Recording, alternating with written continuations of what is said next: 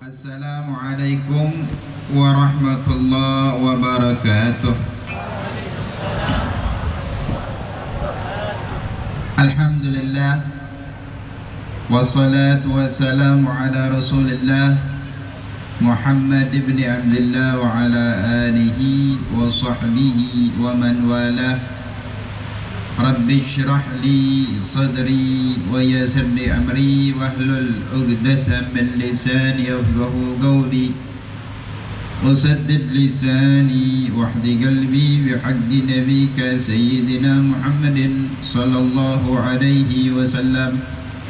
Subhanaka la ilma lana illa ma 'allamtana innaka antal alimul hakim. Amma ba'd. Yang kita hormati para asatid wal masyayikh, terkhusus guru kita Al-Ustaz Muhammad Nadir, pimpinan Pondok Pesantren Dahrul Ihya Li'ulumiddin. Semoga Allah selalu limpahkan taufik, rahmat, hidayah kepada beliau di dalam mengasuh pondok pesantren. Karena membangun fisik itu gampang, akan tetapi membangun mental generasi yang islami, imani, ihsani tidaklah gampang. Alhamdulillah, hadirin wal hadirat rahimakumullah. Alhamdulillah, di malam hari yang sejuk ini, di mana keadaan mati lampu, di kanan kiri gelap, kita terang,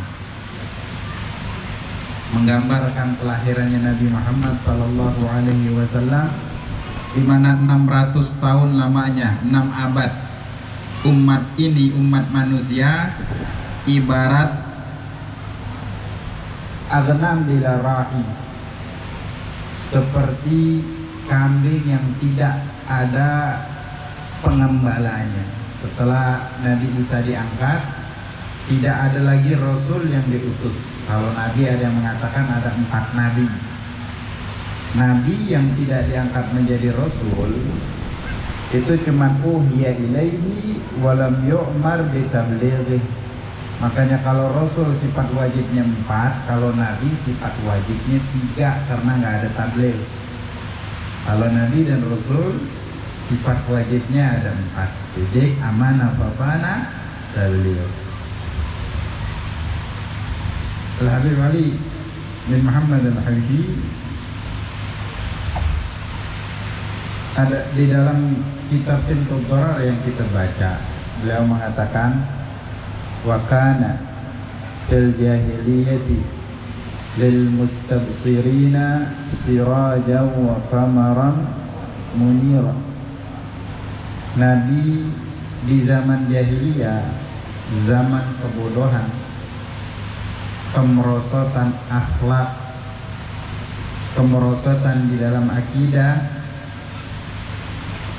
lil mustabsirin, untuk orang yang mau membuka mata hatinya, adalah sirajan wa qamaran munira, adalah lampu penerang yang bercahaya. Di zaman jahiliyah ilal abad ila yaumil qiyamah, sampai sekarang Nabi itu menjadi lampu penerang cahaya kehidupan kita. Bagi siapa? Lil mustabsirin, bagi yang membuka mata hatinya untuk Nabi Muhammad sallallahu alaihi wasallam. Jadi kalau kita kalau kehidupan ini banyak gelapnya, kalau kita banyak masalahnya, banyak sulitnya, yakinin pasti Nabi itu belum ada di dalam hati kita. Jadi ketika Nabi dilahirkan,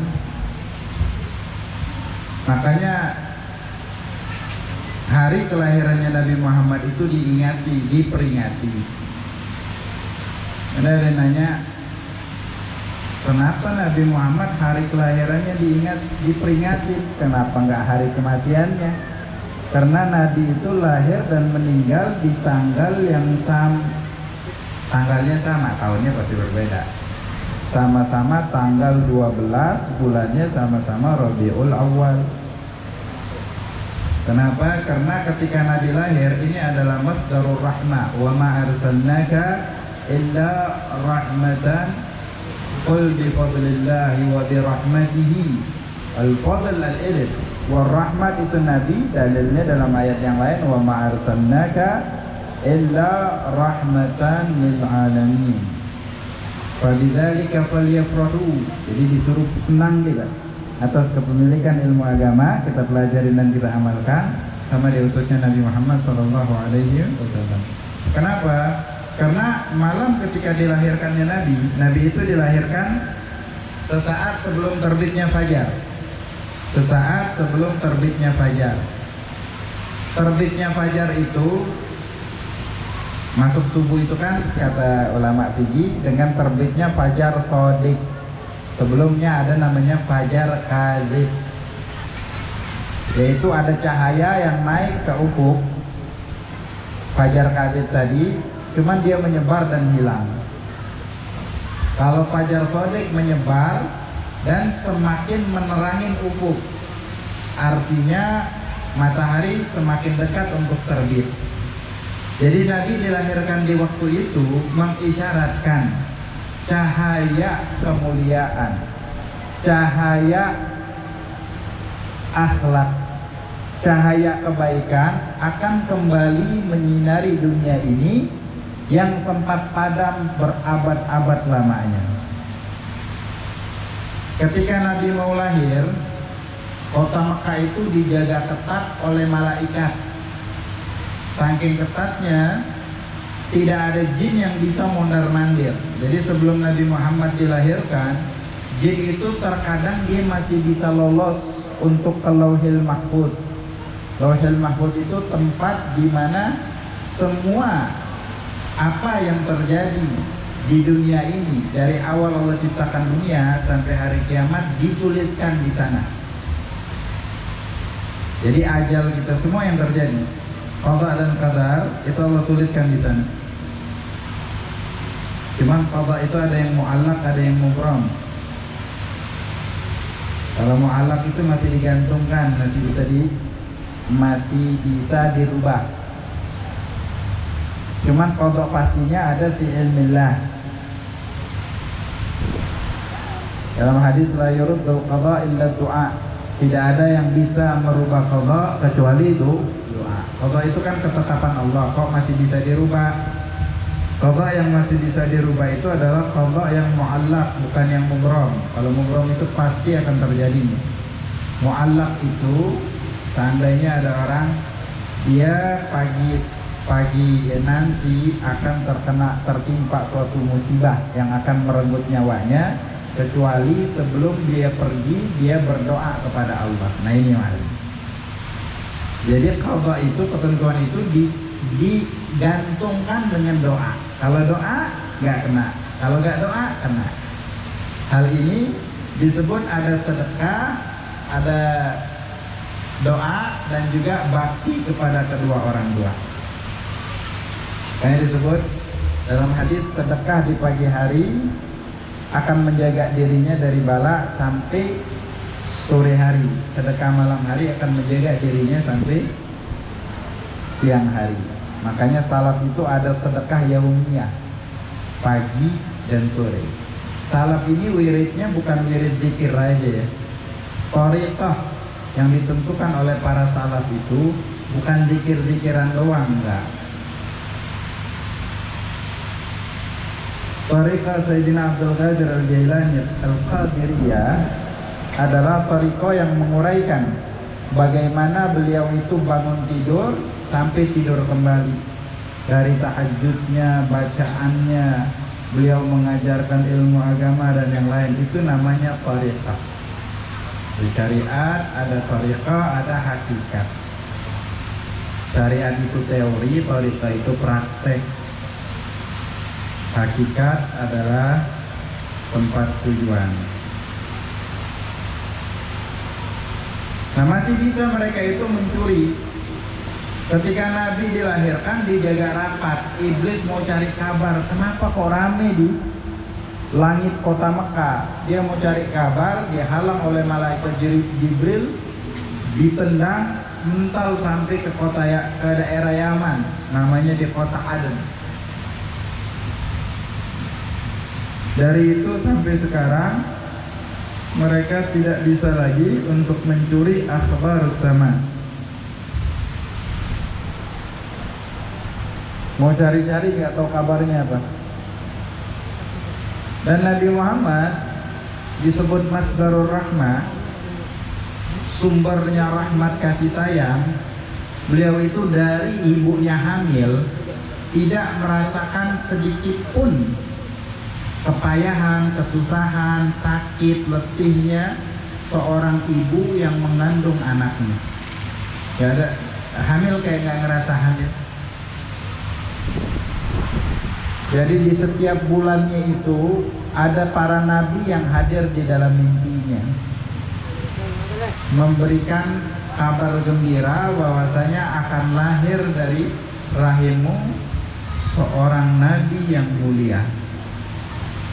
Ketika beliau melahirkan, nabi itu dilahirkan tidak melalui jalur sebagaimana orang dilahirkan.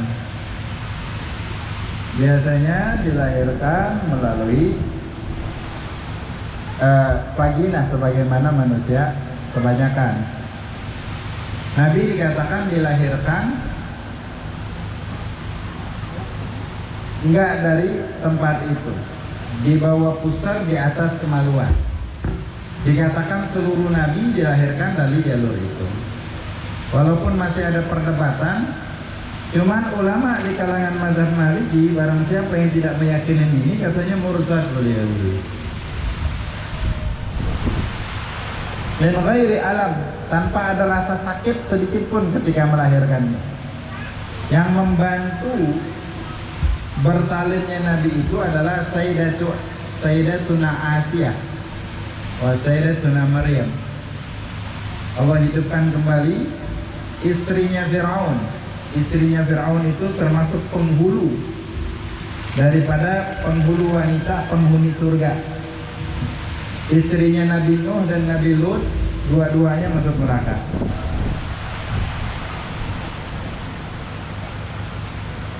Nabi Musa itu dari kecil sampai dewasa dia dididik di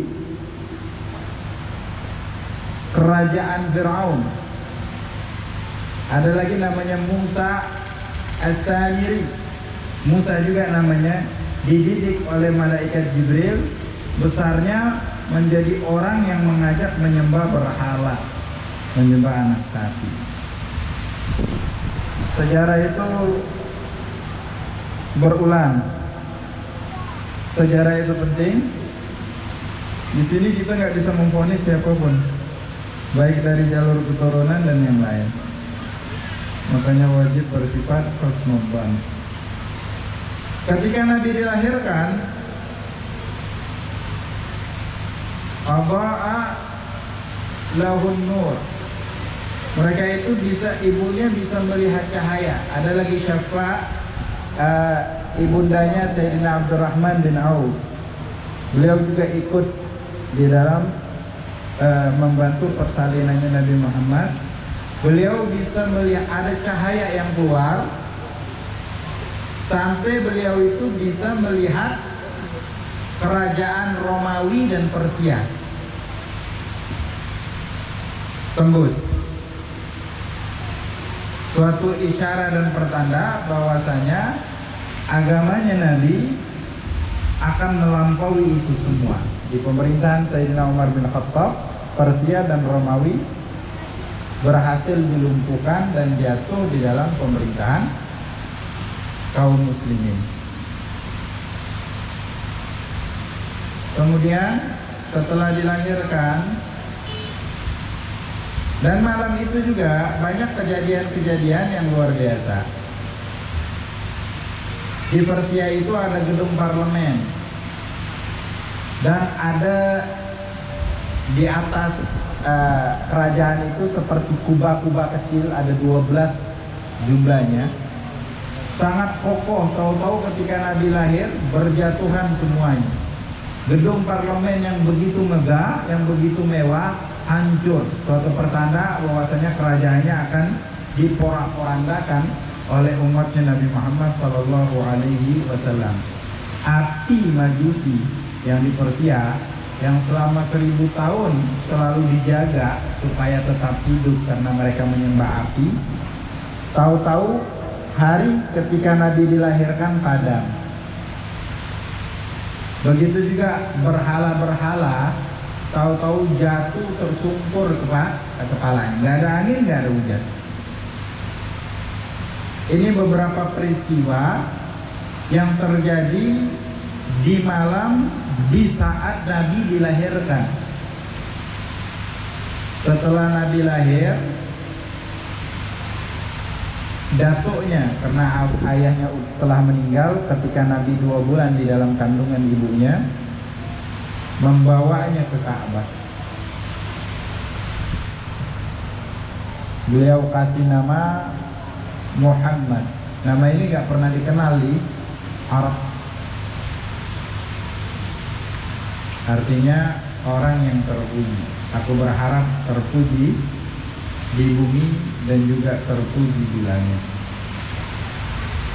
Sebelumnya para peramal ini kan berasal dari jin yang kemarin, yang sebelumnya itu bisa ngambil nyuri-nyuri kabar dari Lauhil Mahfuz bahwasanya akan lahir Nabi akhir zaman namanya Muhammad.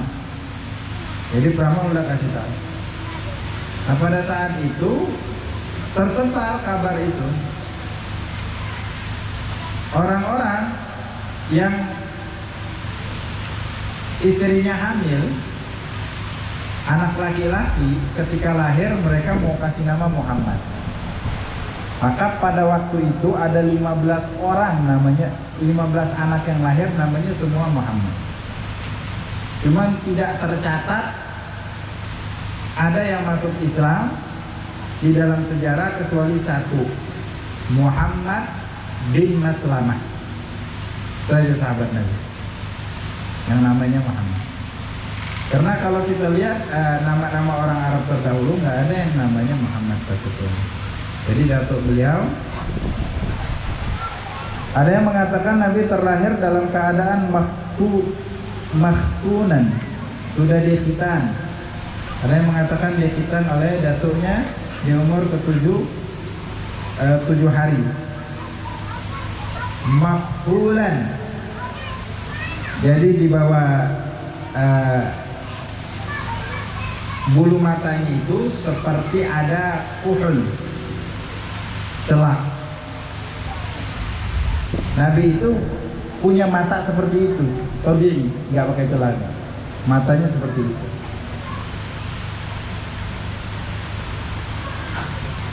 Rafi'an yadayhi, rafi'an basaruhu ila sama. Nabi ketika terlahir melihat matanya itu memandang ke atas. Singkat cerita, kebiasaan orang Arab di kota Mekah, ketika anaknya lahir biasanya nggak disusui oleh ibunya. Mereka menyerahkan anaknya itu kepada orang-orang kampung yang mereka dalam kurun waktu tertentu datang ke kota Mekah untuk cari anak-anak yang disusui dengan ujroh, dengan bayaran. Akhirnya dari kabilah As-Sa'diyah atau Bani Sa'ad, dari kabilah Bani Sa'ad, mereka serombongan datang ke kota Mekah untuk mencari anak-anak yang mau disusui dan dibayar. Nabi Muhammad ini yang pertama kali didatangin sebenarnya, karena ini cucunya Abdul Muttalib, seorang yang terkemuka di kota Mekah. Ketika datang ditanya ayahnya mana, ayahnya udah meninggal, udah langsung mundur semua. Karena semua ngarapin bayaran. Ini ayahnya udah meninggal, nggak ada yang ngambil. Sampai subhanallah, ini memang pilihan dari Allah. Ada seorang perempuan namanya Halimah, di kampungnya lagi paceklik. Kambingnya, ontaknya nggak ada susu. Karena lagi kemarau, makanan nggak ada, minuman kurang, kering kerontang. Anaknya tiap malam nangis, mau minta makanan, mau minta susu. Ya berarti kalau ibu yang menyusui berarti dia ada bayi. Ya anaknya yang bayi mau minum susu nggak ada makanan yang masuk ke perutnya, nggak ada asinya. Dia naik atan, naik keledainya pun lemes, nggak makan, jadi telat. Pas datang ke situ, anak-anak sudah pada diambil oleh rombongannya yang duluan. Pas ditanya masih ada tersisa nggak, ada satu itu. Kenapa nggak diambil? Anak yatim. Lemes juga dia. Terus gimana? Mau balik, kata Sayyidatuna Halimah, ntar dulu lah, kita lihat aja lah anaknya. Kita udah kepalang, kita udah datang ke sini, lihat dulu anaknya. Nabi itu diletakkan di Hariratul Khadra. Beliau Nabi itu ahsanun nasi khuluqan wa khalqan. Sebaik-baiknya manusia akhlaknya dan bentuk fisiknya. Ketika kecil nggak tahu lagi gimana, lucunya, cakepnya. Beliau berada di pada saat itu digendong di sutra berwarna hijau. Ketika melihatnya aja langsung Sayyidatuna Halimah itu suka pada anak ini. Ngomong sama suaminya, yuk kita bawa ya. Mudah-mudahan Allah kasih keberkahan dengan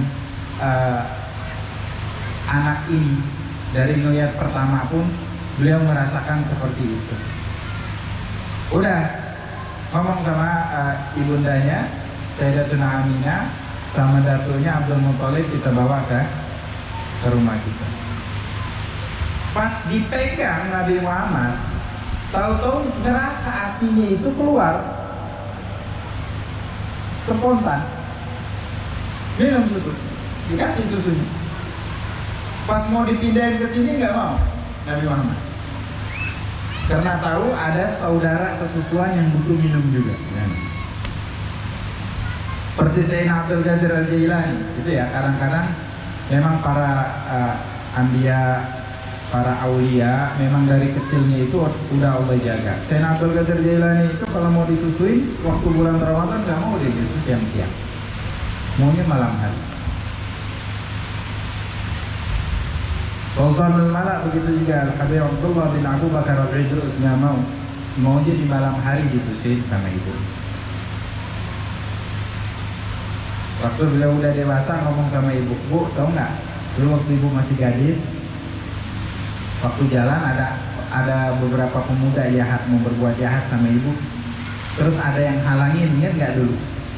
Belum, dari mana kamu tahu itu aku yang halangin? Ibunya masih gadis, udah tua dia yang ceritain ke para wali yang benar. Kalau wali kami banyak sekarang. Nah, mengaku wali ya.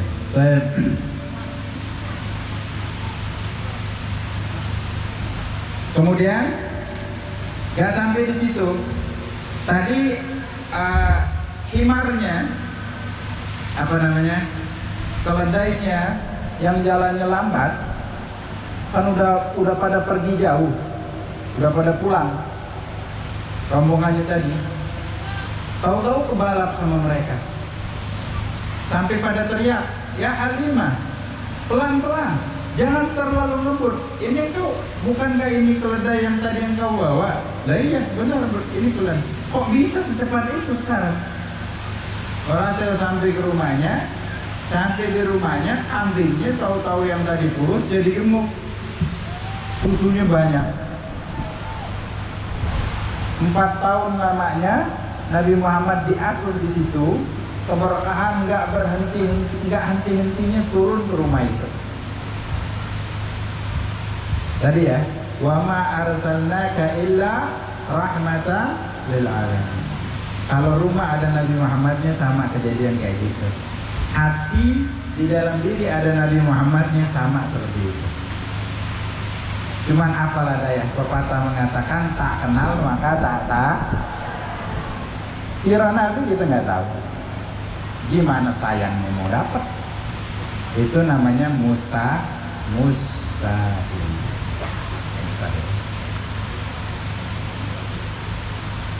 Saking pentingnya pengarang Aqidatul Awam itu tutup akidah itu dengan khatimatun bidzikril baqi wajibi min ma'ala mukhallafin min wajib dipahami.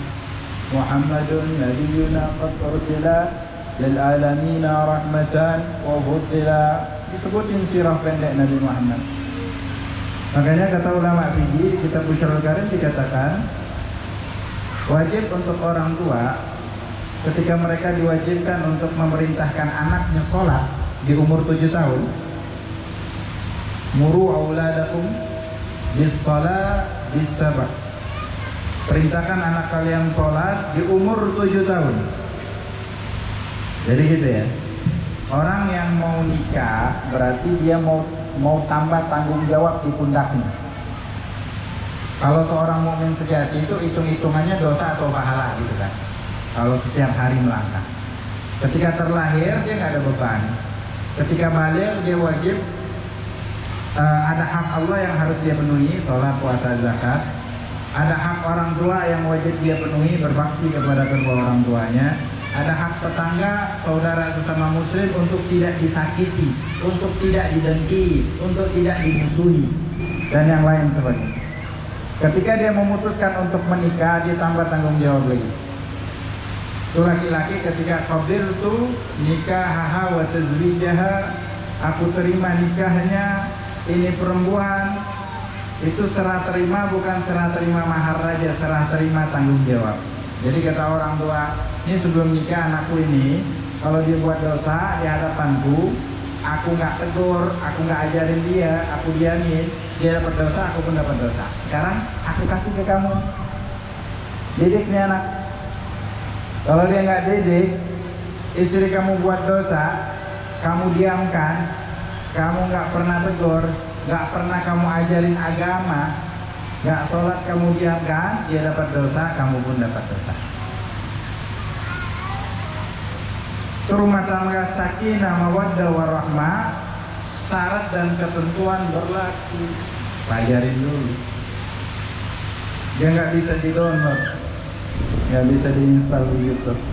Dicari, dipelajari.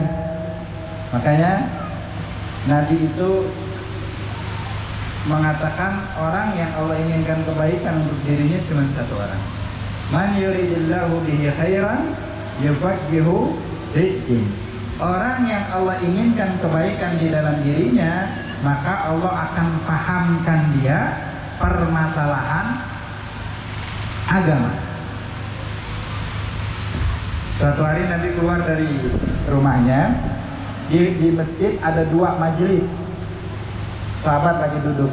Satu lagi menjelaskan tentang fikih, satu lagi sedang berzikir, bermudzakarah, baca rutinul haddats. Belum ada bersatu. Walhasil baca doa. Ya sumbernya udah ada. Kata Nabi, ilal majlisan ila khair. Dua-duanya majelis ini baik. Yang ini menjelaskan tentang halal dan haram, yufaqihun, memberikan pemahaman fikih permasalahan agama. Yang ini berdoa, berzikir kepada Allah. Cuman yang ini lebih afdal.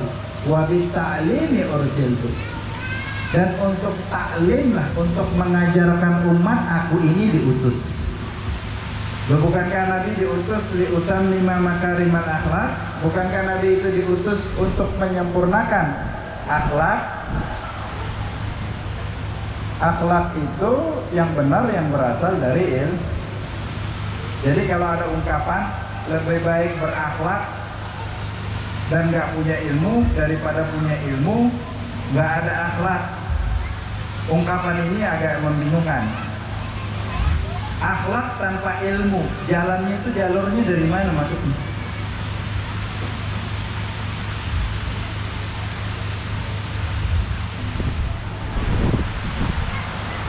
Dari mana jalan?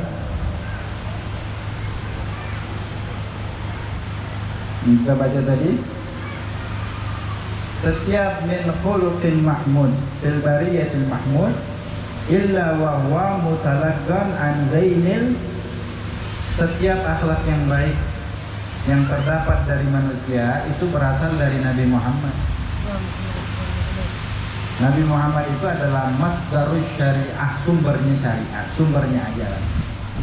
Artinya akhlak yang benar itu yang berasal dari agama. Orang yang berakhlak itu harus mempunyai ilmu.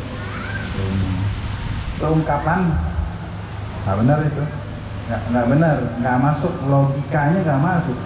Orang nggak lebih baik nggak berilmu, cuman berakhlak. Cuman dari mana dia bisa dapat akhlak? Hah? Belum ada servernya bisa dimasukin kotak dia berakhlak, belum bisa. Robot berakhlak mungkin ada pengaturannya. Ini robot berakhlak. Manusia nggak bisa dimasukin pengaturannya. Harus ditarbiyah. Kalau dulu ada namanya murabbi yang mendidik anak muridnya. Anak muridnya siapa aja dia apa aja. Sekarang hadir majelis taklim tersinggung sedikit nggak datang lagi. Ala kelihatan zaman udah berbeda. Ilmu pentingnya dia, ilmu agama.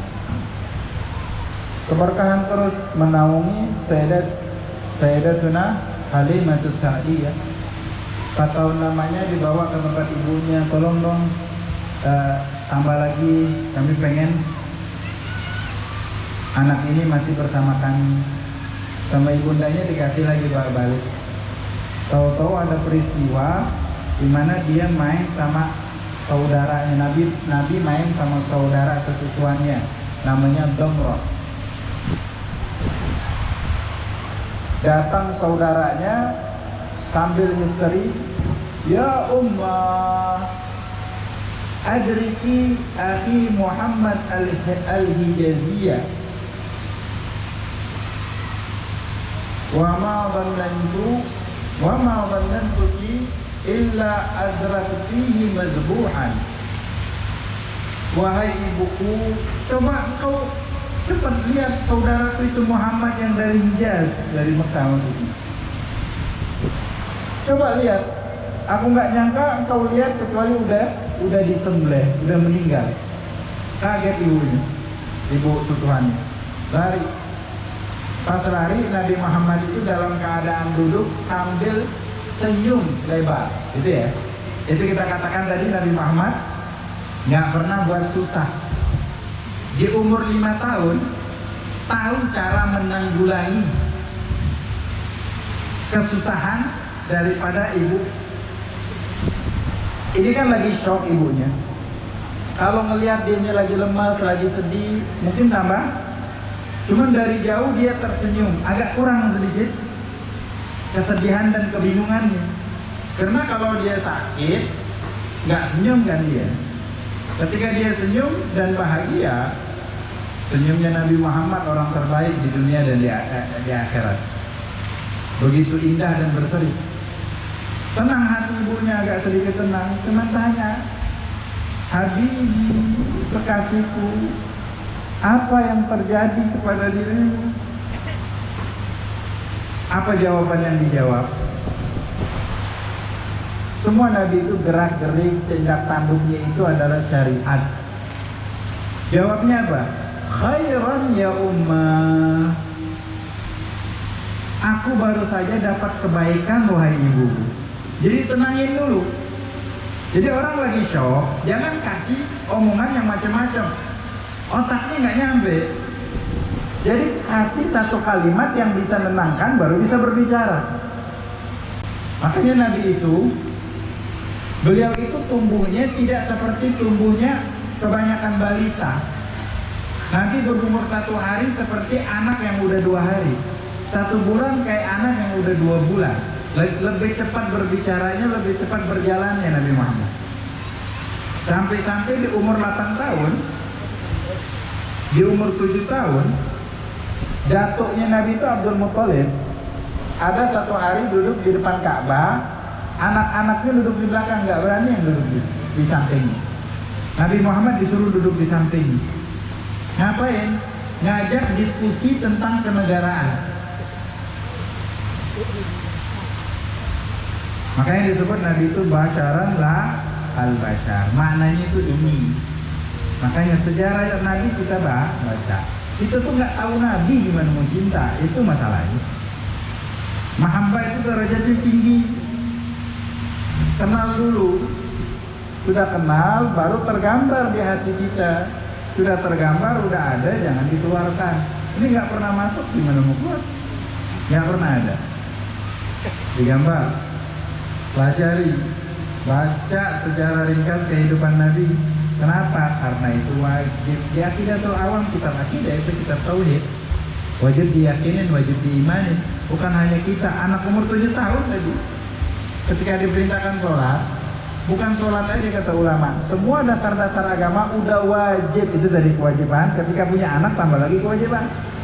Wajib itu dikerjakan dapat pahala, ditinggalkan kena dosa. Jadi di hari kiamat, di Manhaj Sawi itu dijelaskan oleh Habib Zain bin Ibrahim bin Sunaid, ada orang tua yang udah divonis masuk surga. Tahu-tahu anak dan istrinya bergelantungan. Ya Allah, dia apa? Gak setuju. Interupsi. Ya Allah, ini orang tua, dia sibuk dengan dirinya sendiri. Rajin sholat, rajin hadir majelis salim, ibadahnya luar biasa. Memang kami anaknya nggak pernah dididik, nggak pernah dikenalkan siapa engkau, bagaimana beribadah kepadamu. Istrinya juga begitu. Akhirnya vonisnya yang masuk surga tadi dirubah masuk neraka bareng-bareng. Jadi ada kewajiban. Katanya paling pertama yang diwajibkan orang tua ketika anaknya umur 7 tahun itu mengenalkan siapa nabinya. Harusnya Allah dulu ya. Cuman Allah itu sifat 20, ngajarin orang tua bertahun-tahun enggak. Karena enggak juga ngerti kan? Ngerti. Kalau Nabi itu manusia biasa, masih bisa dijelaskan sama anak yang umurnya masih umur 7 tahun. Jadi wajib. Nabi kita itu namanya Muhammad, abahnya Abdullah, ibunya Aminah, datuknya Abdul Muthalib. Beliau lahir di kota Mekah, sampai diangkat menjadi Nabi umur 40 tahun. 13 tahun beliau di kota Mekah menyebarkan syariat. Akhirnya hijrah ke Madinah selama 10 tahun, meninggal dan dimakamkan di kota Madinah di umur 63 tahun. Kemudian Nabi itu mukanya putih, putih yang paling bersih, bukan putih pucat ataupun yang lain. Dari postur tubuhnya sebaik-baiknya manusia, gak ada tandingannya. Itu wajib dijelaskan kepada. Ini wajib ini wajib. Wajib. Lampunya hidup. Wajib.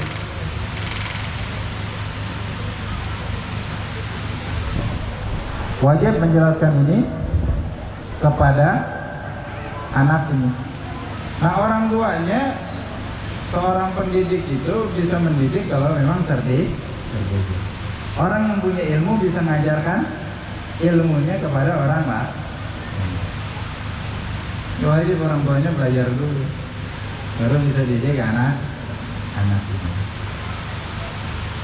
Jadi kejadian itu Nabi Muhammad ketika main sama saudara sesusuannya, datang malaikat Jibril menjelma menjadi manusia. Nabi Muhammad itu dibaringkan, dibelah dadanya. Dia shock tadi, saudara. Nabi Muhammad itu dibelah dadanya, ada yang mengatakan 3 kali, ada yang mengatakan 4 kali. Terakhir ketika mau Isra dan Mi'raj, dibelah, dikeluarkan kotoran. Ada kotoran nggak? Bukan kotoran ya. Nabi artinya nggak ada yang kotor sedikit pun. Kita yang nggak ada yang bersih sedikit pun. Nabi Muhammad itu ada kasih sayang tak terbatas. Ketika dilemparin oleh orang Taif, dilemparin oleh orang satu kota, gamis Nabi yang warna putih menjadi warna merah. Darah mengucur dari wajahnya Nabi, membasahi janggutnya Nabi yang lebat, yang tebal. Mau menetes, Nabi tanggung. Nabi sadar betul, satu tetes jatuh, mati semua orang baik. Gregetan marah malaikat penghuni yang menjaga gunung. Ya Rasulullah, aku diizinkan oleh Allah Subhanahu wa ta'ala, kalau engkau inginkan, ini la'atbaqtu akhsyabain li ahli Taif. 2 gunung ini bakal aku campakkan ke penduduk Taif, rata semua mati. Gunung Qainuqa dan Jabal Abu Qubais. Kata Nabi, enggak, jangan. Dalam keadaan sakit hatinya, kalau kita ya, sakit fisiknya, kita nggak pikir 2 kali. Coba dari tadi gitu kan, mati semua. Saya mengatakan jangan. Aku berharap Allah mengeluarkan dari tulang rusuknya orang-orang ini anak-anak yang menyembah Allah Subhanahu wa ta'ala. Nabi doa, Allahumma ghfir li qaumi fa innahum la ya'lamun. Itu akhlaknya Nabi. Ini akhlak disebut laqad kana lakum fi Rasulillahi uswatun. Telah ada untuk kalian di dalam diri Nabi uswatun hasanah. Sudah ada, cuman tahu nggak? Sudah ada, terus diapain? Diamal. Cuman kita nggak tahu gimana mau ngamalin. Telah ada, cuma jangan ditinggalkan, diambil, dipakai. Peperangan Uhud itu kalah Nabi, awalnya menang. Jadi setiap peperangan itu Nabi langsung yang susun, yang bariskan para sahabat. Posisi kalian ini, engkau ini. Semua strategi perang Nabi yang atur. Pada saat itu Nabi tempatkan 50 pemanah di gunung, di samping gunung, di sisi gunung yang tidak terlihat oleh lawan.